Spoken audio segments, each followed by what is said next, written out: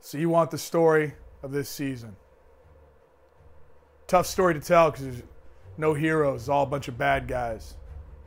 Our defense is full of bad guys, bad dudes that play downhill at 1,000 miles an hour. So you want a story of this season. The other problem is there's no happy ending. We came in second. No one writes stories about guys that come in second. Only has bad people, no heroes. But that's the story of Concord High School football this year. That's our story. It's not an easy story to be a part of. Tough to figure out who to root for sometimes. So you find yourself rooting for the bad guys like James Morales that get to the ball with evil ways. Guys like Jacob Smith that weren't supposed to be any good this year that find a way to be great. An offensive line that averaged less than 210 pounds that paved the way for a record-setting running back. No heroes, all bad guys, no happy endings. But it's a story that I helped write, a story that I'm very proud of.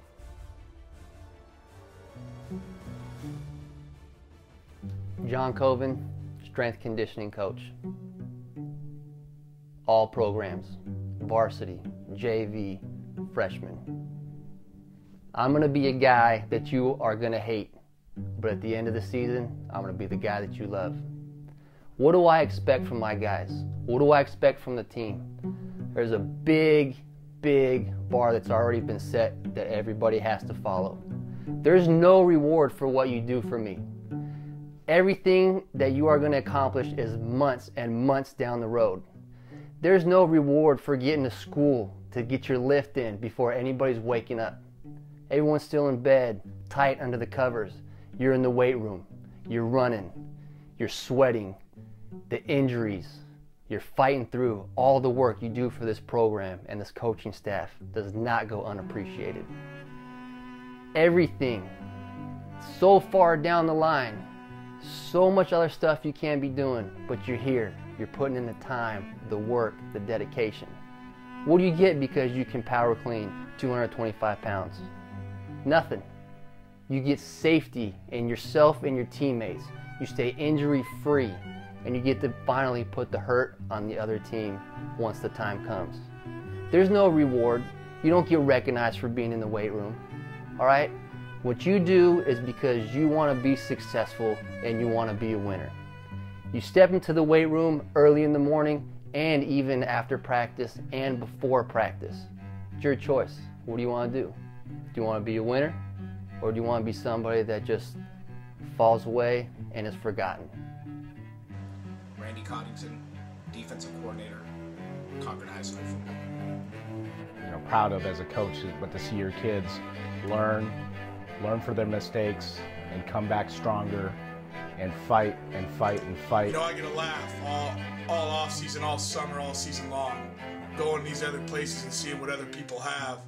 Watching teams warm up and matching Under Armour shorts and shirts and all that other silliness.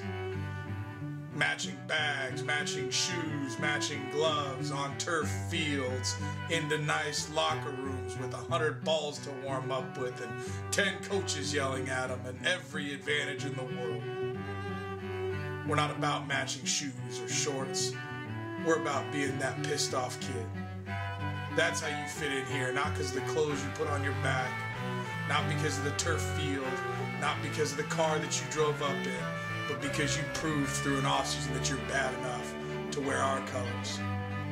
That's what we're about. That's how we show you belong, by letting you come along. It's a family, but it's a tough family to get into. Matching shirts. What a joke. Strength and conditioning at Concord High. I'm going to tell you a little something about it which most people won't know. First thing is, of course, reward is so far down the road. It's tough. It's very tough. And I make it tough. But this also weeds out the weak. Concord High football goes into game 1, game 2, and so on. You can picture it, right? I know you can because you're smart. Walk onto the field, do warm-ups, head back in the locker room, start for your game prep. Now it's game time. I'm going to walk on the field. And you're on the other sideline, you're taking a look at our boys. You say, that's it? That's all the guys you have? And then you look at our coaching staff, and There's almost just as many coaches as there are players. And that first snap hits, and you get punched in the mouth, and then you get stomped on and kicked, and you're laying there feeling sorry for yourself. But you pick yourself back up because there's a game to play. Next snap, again, punched in the mouth, kicked, elbowed, stomped on. You'd stand up again for a third time. Then you look to our sideline. You say, where are these guys' backups? I hope there's backups. Because that's what I want to play against, is their backups. These guys are too good and they're too strong.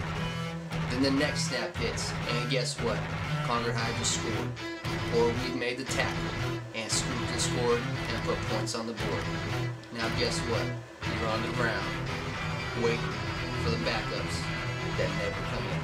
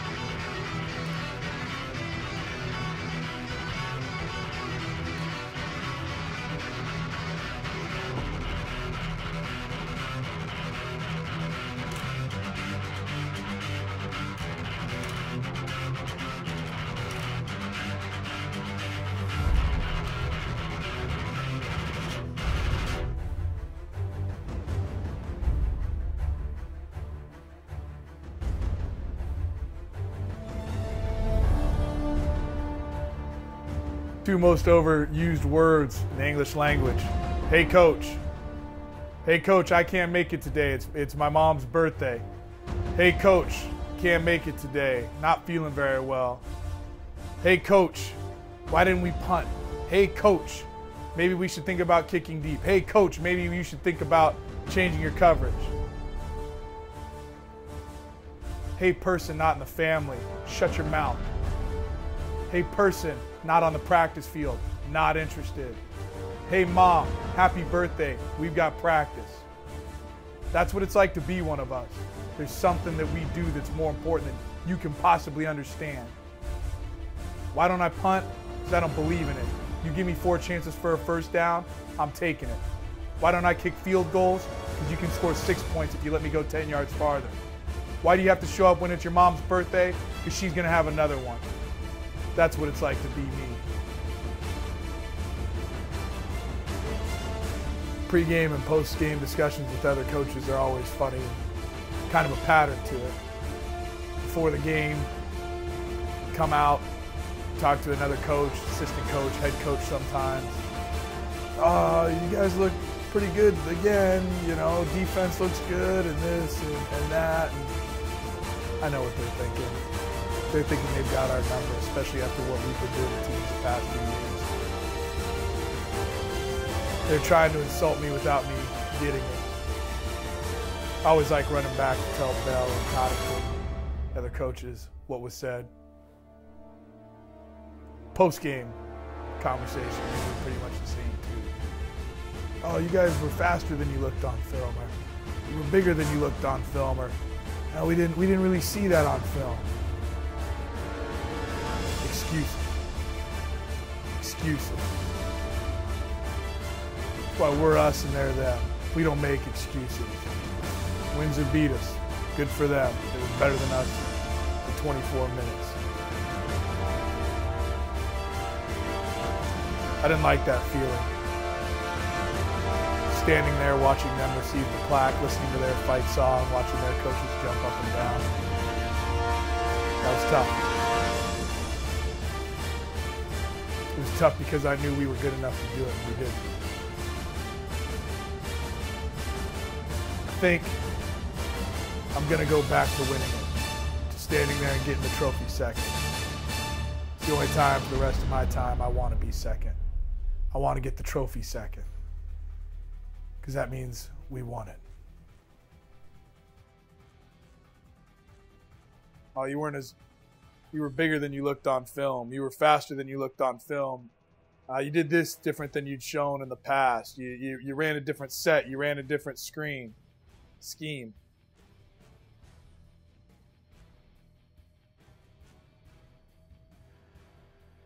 This is bigger than it looks on film. This is bigger than it appears in the stands. Because the amount of work, the amount of time, the amount of sacrifice that goes into this is more than any person who doesn't wear one can imagine. What you give up to have the right to put this on your finger is more than you can ever imagine until you're willing to do the work to get it done. This is larger than it appears. We have built something special. We are trusting you guys with it. It better be the same when we come back.